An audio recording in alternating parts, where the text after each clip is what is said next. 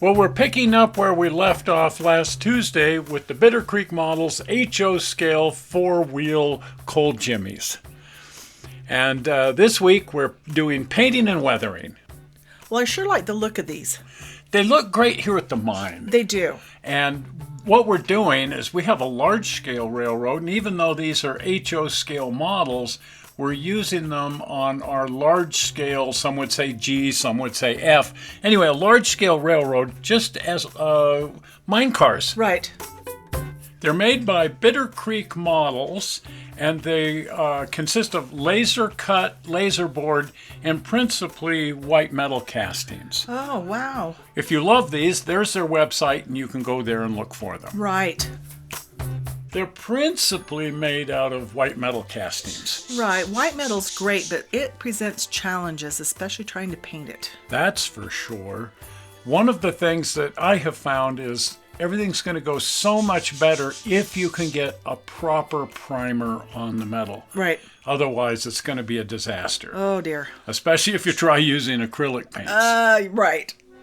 Now, one of the smaller jobs is cleaning up the castings, these little nubby parts. Yeah, and on these side frames, they're delicate. Oh, they are, extremely. And so getting that all cleaned up. But there's another issue with the side frames. Not only is there a lot more cleanup on them, they have to mount absolutely flat to the bottom of the car. Otherwise, the car has a wobble because the two axles aren't perfectly in alignment. So the only way to ensure that is to make sure that the side frames here are absolutely flat to the laser board floors. And that might involve a little extra cleanup to make sure that happens. But the other issue that I found is once you've confirmed that the thing rolls back and forth nicely, then how are you going to paint this without painting the wheels? Right. And so if I had it to do over again, I would go ahead and mount the side frames, but temporarily mount one side.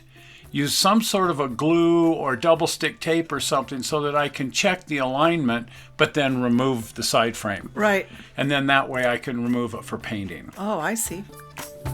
Now that wasn't a problem for us, even though I've already permanently mounted both side frames and therefore can't really avoid getting paint on the wheels. It won't matter because we're just using them as static models. Right. They don't need to run. But typically somebody would want to run these things. Exactly. And you don't want to get paint on the wheels if you're going to run them. So in that case, you would definitely want to temporarily mount one of the side frames, paint the thing, and then go ahead and mount the wheels on the side frame. Right. After it's painted. Anyway, in our case, I just went ahead and put a little gaff tape on the bottom here to try to keep the primer off the wheels and side frames, and figured I would paint those manually with a brush.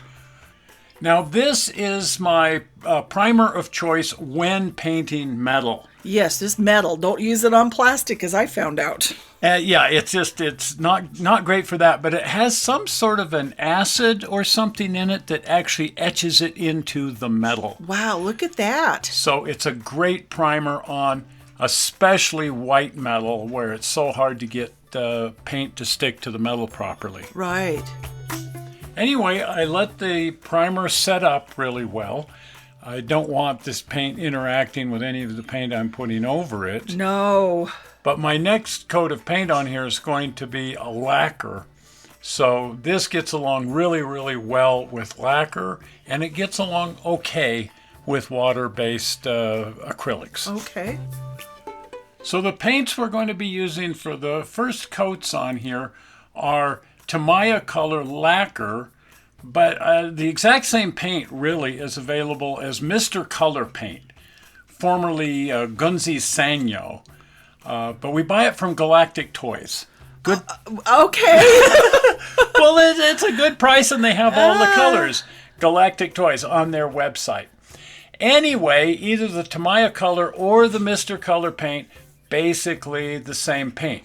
Now we're also using that Model Master that you can see in the background there, their rust color. That's a nice paint. and I thin it with lacquer thinner. Ah. It's not a lacquer, but if you thin it with lacquer thinner, it behaves like a lacquer, and I love it. Oh, neat. I wish they still made that paint. I wish they did too. We'll have to stretch it. Whew. Yeah, well, I just keep going to eBay and buying more, but eventually the supply will run out. Now, I thin the Model Master like 4 to 1 because it's really thick. But the upside there is it really helps stretch the paint. It goes a long way. Now, I'm applying very thin coats, sort of alternating between the rust color and the black color. Oh. And it gives what I think is a really nice rusty look to the whole thing. If it gets too black, you can add some more rust. If it gets too rusty looking, you can add some more black. Wow. But I just keep working the two colors back and forth in very, very thin coats. And eventually I can get the exact look I want. Well, that's neat. And then it doesn't hide your detail. That's key. And that's where this airbrush is really the only way to go. And then, like I say, very thin coats, because anytime you get the paint on there too thick, like you say, it's going to hide the detail. Exactly.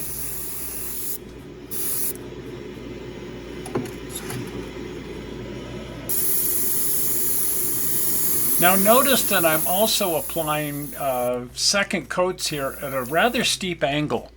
And what that does is it creates kind of, I guess you'd say, shadow lines. Oh, I see that. And I love that look. So I'll put the first coat on, shooting more or less straight at the model. And then as I come back with subsequent coats, I'll hold my brush at a rather steep angle to the model. I see. Look at that. I just think it gives a really nice added bit of detail there. Hey, I like it.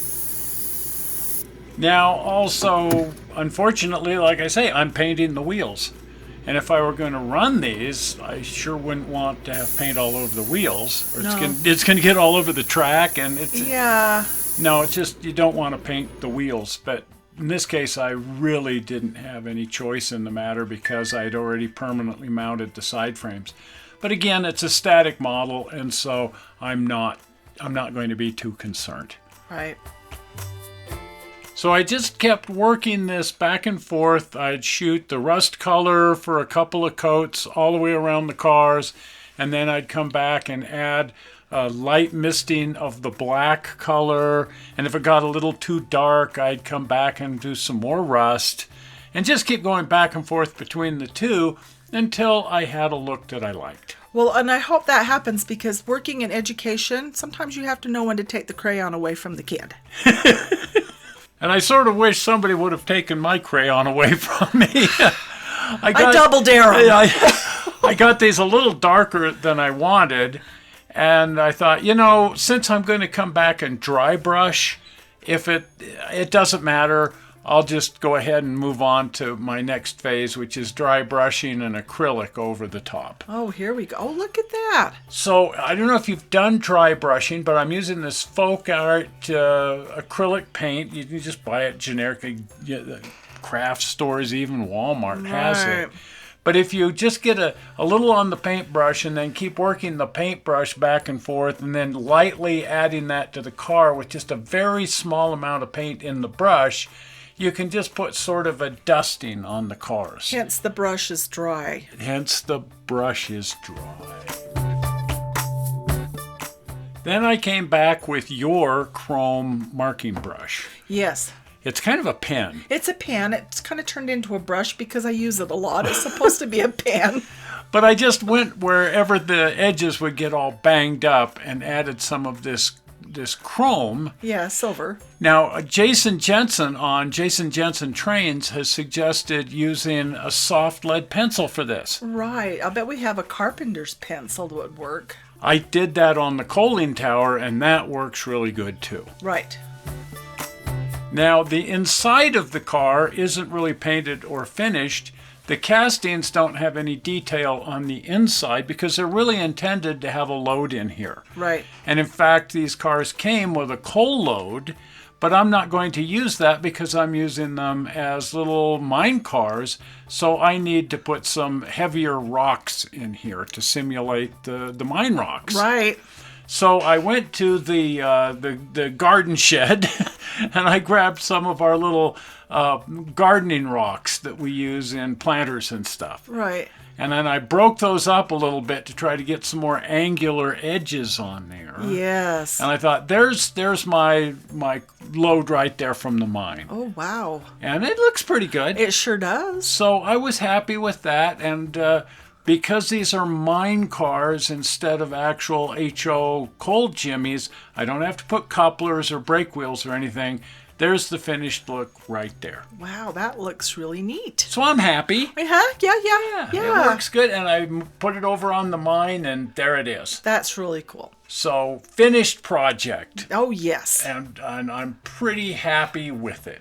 Yes, I can see one more addition we need to make, though. What's that? Well, I'm thinking we forgot the goat. Oh, the goat eating dynamite. Yes. Okay. For those of you that are Andy Griffith fans. Yeah, you had the idea to That's one of my favorite episodes, and it's like, we've got to have a goat. Well, we're going to let you do a goat eating dynamite, and we'll put that right here by the ore cars. You'll get a kick out of it. So you would definitely want to see the show on the goat eating dynamite. And in order to make sure that you don't miss that, you want to be a subscriber to the channel. You'll get a blast out of it. Now, here's a little hint, too. If you hit the thumbs up button, not only will you be able to subscribe by hitting the blue button, but you will be more notified. You'll get more suggestions from us every time you hit the like button. So always hit the like button. Exactly.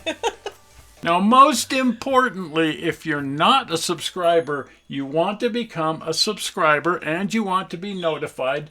So you can become a subscriber by hitting the upcoming blue button. Are we ready for that? Zoink! Right there, the blue button. Well, we're not sure how you found this video on the internet. We hope you didn't find it boring, and we will see you here on Sunday because we're playing with a mirror. Here's looking at you. See you then. See ya. Bye-bye. Bye.